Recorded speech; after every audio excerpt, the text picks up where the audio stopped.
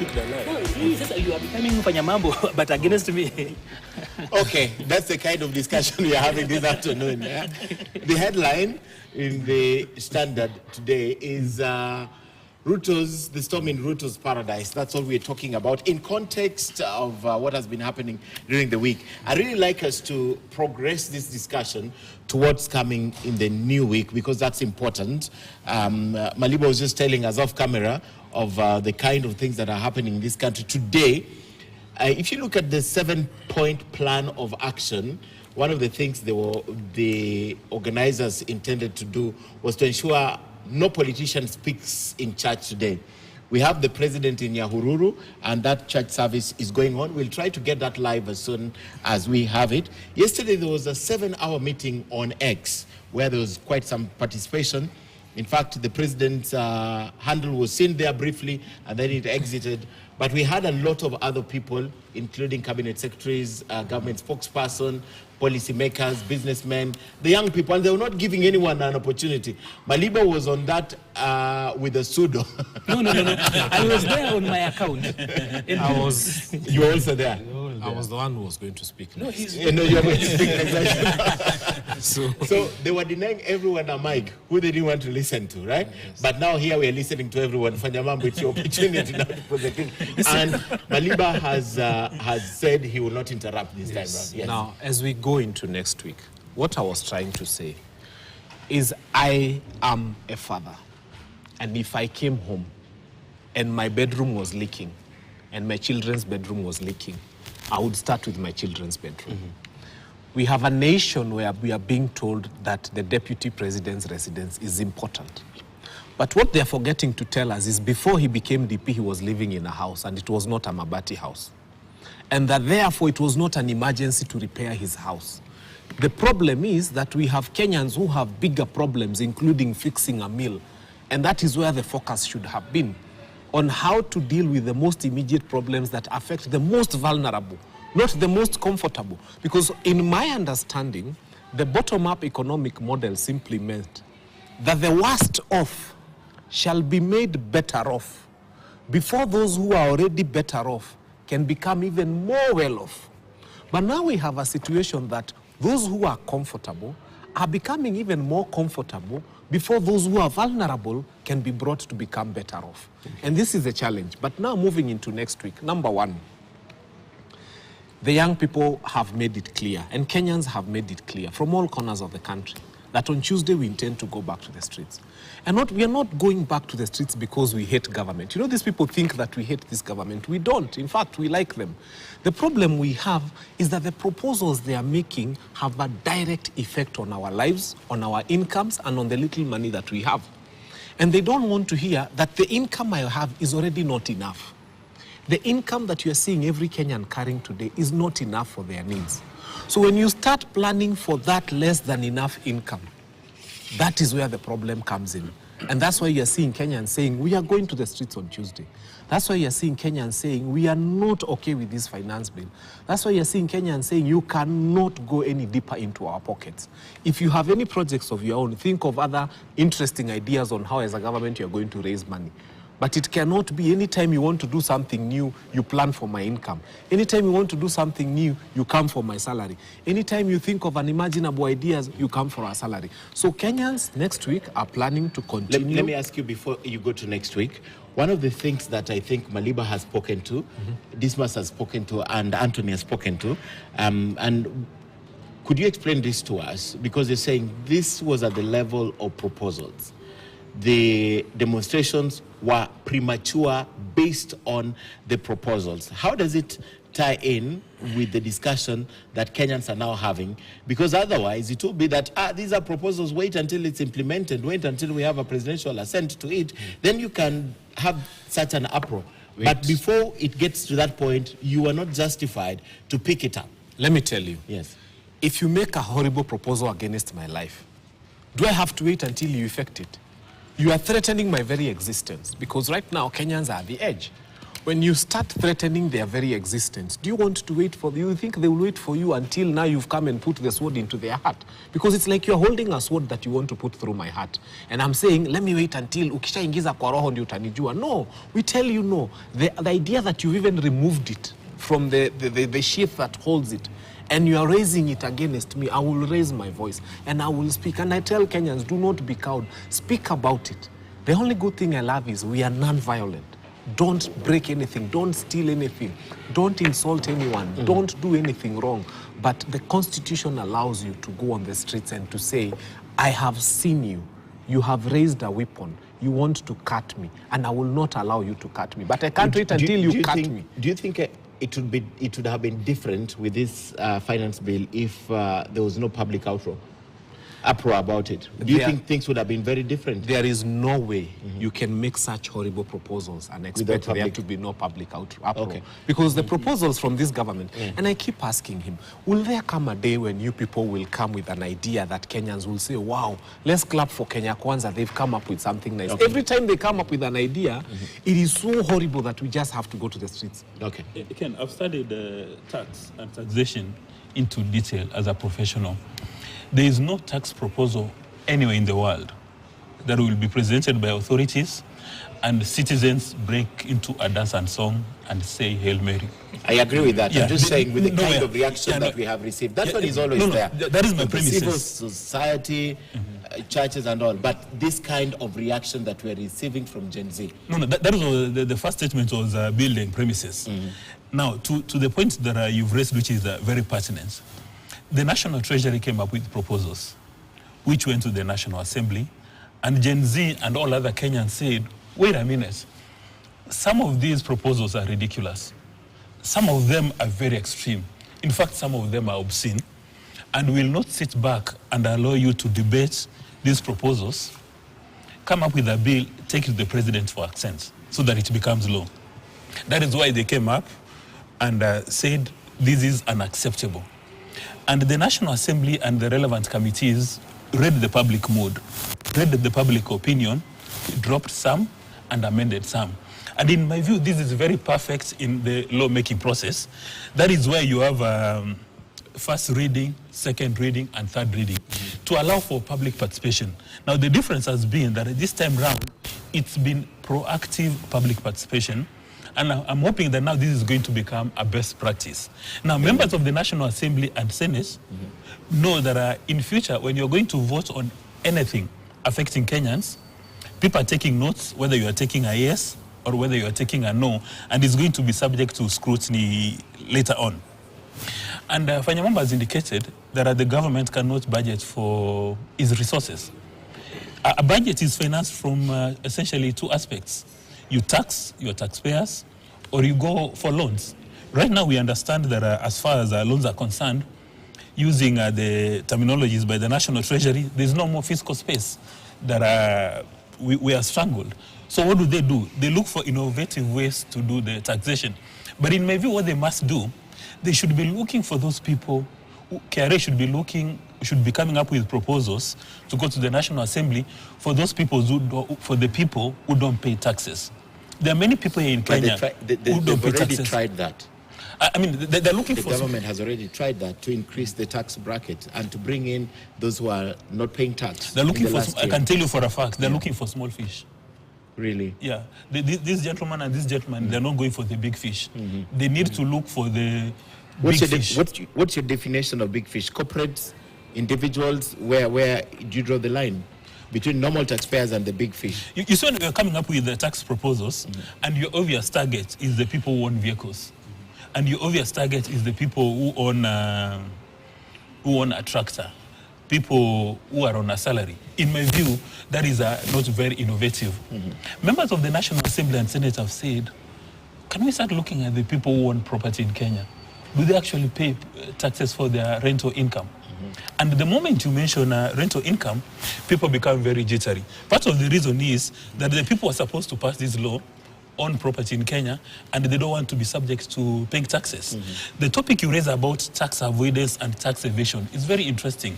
And you know, some of the richest professionals in the world are tax lawyers and tax accountants, because they are trained by these rich people to ensure that their tax bills are almost zero. They are paid by the rich people, not trade. They are paid by Actually, if you go to the US, there's a conversation in the US that one person who says among the richest people in the US by the name Donald Trump does not pay tax. Yeah.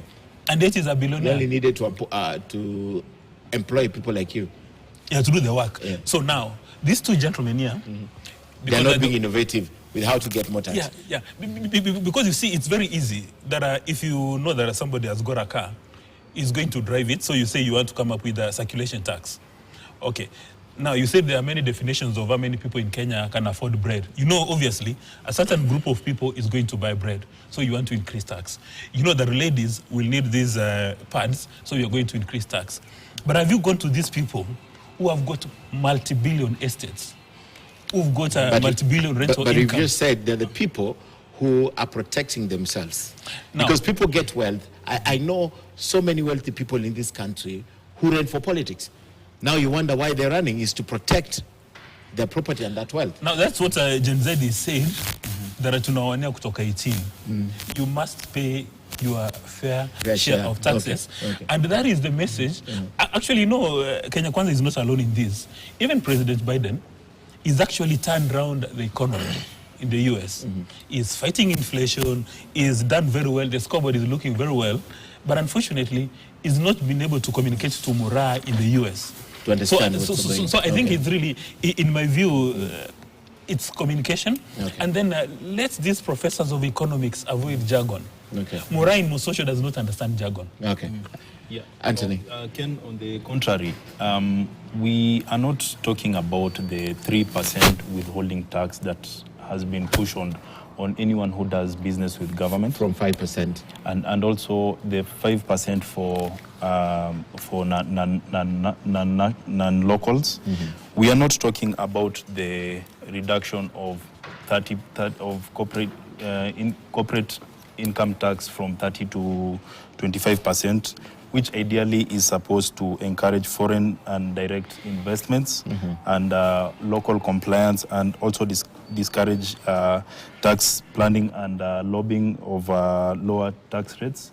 Because if you look at our taxation as a country, it has been purged by a lot of unpredictability and a lot of uncertainty. And ideally, that's the reason why we came up with a three-year strategy, so that we can align everything to Vision 2030, and also ensure that we live within our means, and also bring that balance that I was talking about. So let us not pull the cost of living in all of this, because, like I mentioned earlier, the figures are outside there, and I think behind the scenes we also confirmed that the inflation rates in October 2022 were at 9.6, and currently they are at 5.1%, which is within our which is within our medium-term plan for goal, and also aligned to our implementation framework. So it was quite disheartening when I was watching some of the international coverage about Kenya, and some of the major headlines were about some of the misinformation that we were talking about.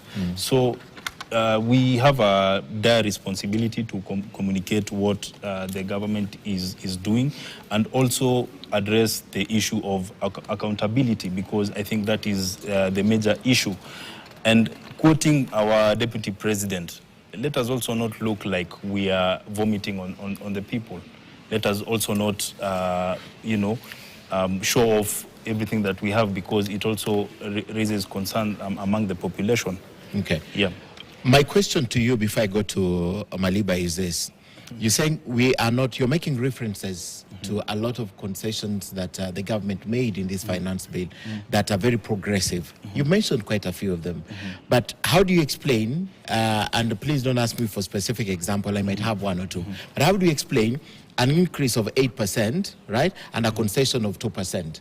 By the time you do the sum total of concessions versus the increases, one obviously outweighs the other. And that is the other reason for the outrage. Because you're saying, why don't you see that there's a reduction of 2% to this? Why don't you see this? But if you do the sum total and measure it against the increases, it still outweighs what the government is giving as concession. So that could also be a problem, right? You're giving from one hand and taking 10 through the other hand. So you want us to talk about what the government is giving that Kenyans are not talking about, but you don't want us to put on the table what more the government is taking from us. Because if you are entirely speaking the truth, then there was no way we are getting an addition of 300,000 billion. If entirely you were speaking the truth and saying that the government has made concessions and given more, right? Then there's no way the government with such concessions would still raise additional revenue. I mean, it's just logic from where I sit.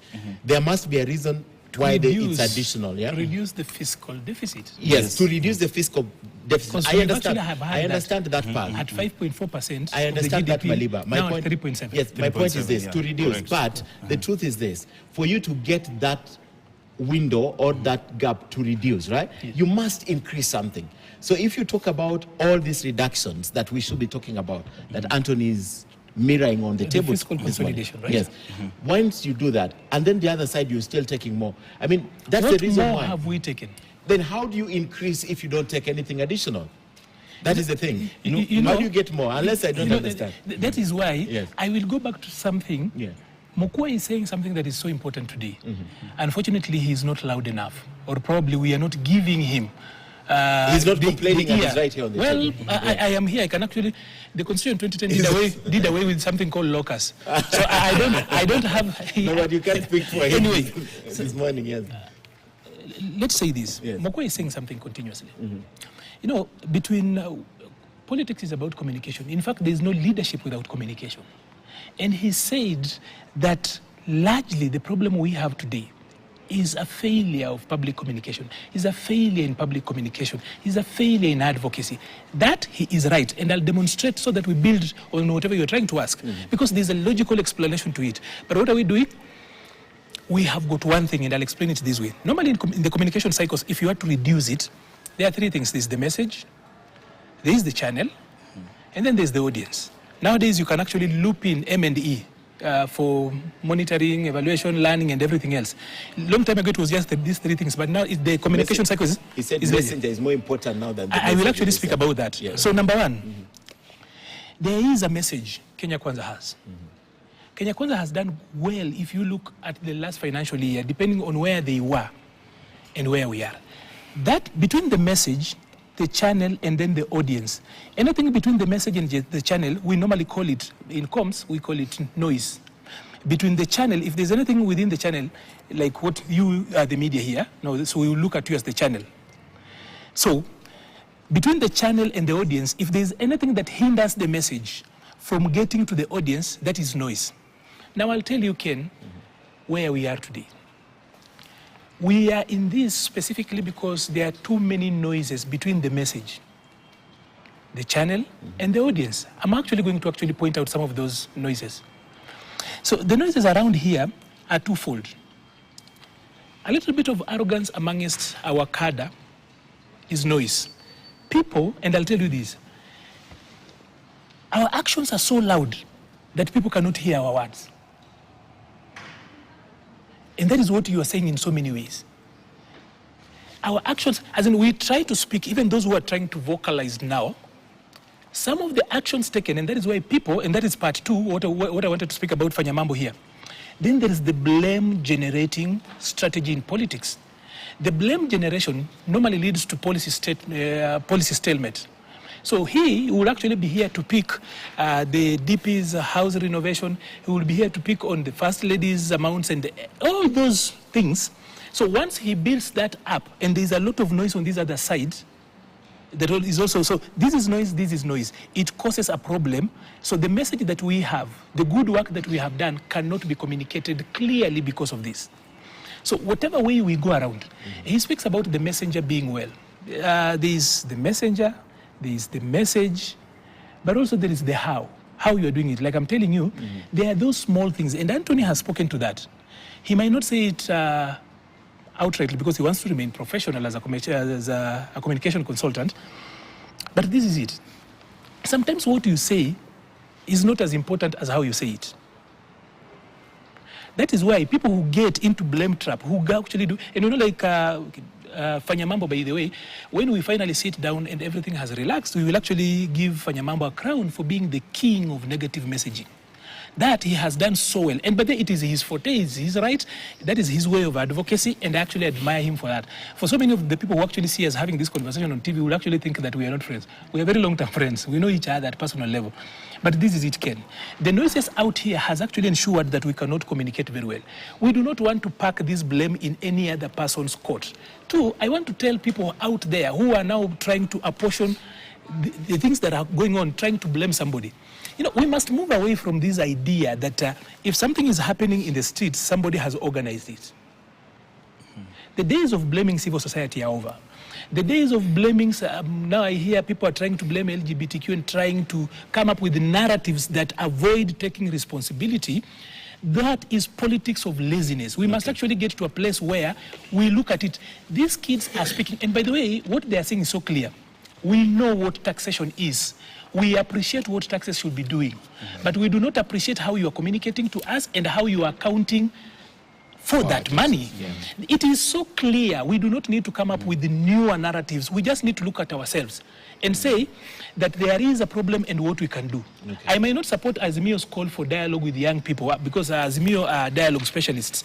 They do that almost as a set piece. For them, it's about dialogues, and you will actually find them pulling the stool, the first seat, where young people are. And that's why I'm happy, because there are no politicians organizing this. So, Ken, quickly, he spoke about government only. Government has got 3 avenues of getting resources. Sometimes I try to make them 4. Number 1, how do we raise money? We will tax. Number 1, on consumption. No, number 1, on income. Number 2, on consumption. Number 3, on wealth. There is no, whatever tax you are going to come up will only revolve around this. He said we are not increasing, and he said the two of us here, we work for the party. As the leaders of society, today we are not here to actually make excuses. We are taking responsibility where necessary, but also correcting where there is a little bit of salt na kachumbari. So, when we do this, some of the strategies we've actually put out have actually extended, because the structure of the economy is such that the bigger part of it is informal. And being informal, it means that even there is no data as much as to get guys in the gray economy. So somehow, how do we capture them? We capture them at expenditure. That's how we widen up. And he, as a risk analyst, that is what he does best. He's a good comms person, but he's a very good risk analyst. As a risk analyst, he will be helping the people who pay him top dollar to ensure that they run away from this. And that's why we bring in some other strategies that try to bring in everybody else. Okay. So for everything that has actually been said here, the initial complaints people had about the financial, the finance bill, literally the government rescinded all of it. Okay. But then we are at a place where we will still go back on this because no one wants to allow us to communicate. It's about communication. No one is stopping you. I need to take no one is allowing us to you. No one is allowing us to actually proceed. Instead of communicating, you are portioning blame. No, we have not. No. We are taking. I'll tell you. Yeah. You on the table this morning or this afternoon, you are taking responsibility. But from the people, that group of people are discounting their statements, are apportioning blames to the young people, are also using very unfriendly terms on these young people, right? They're not taking responsibility.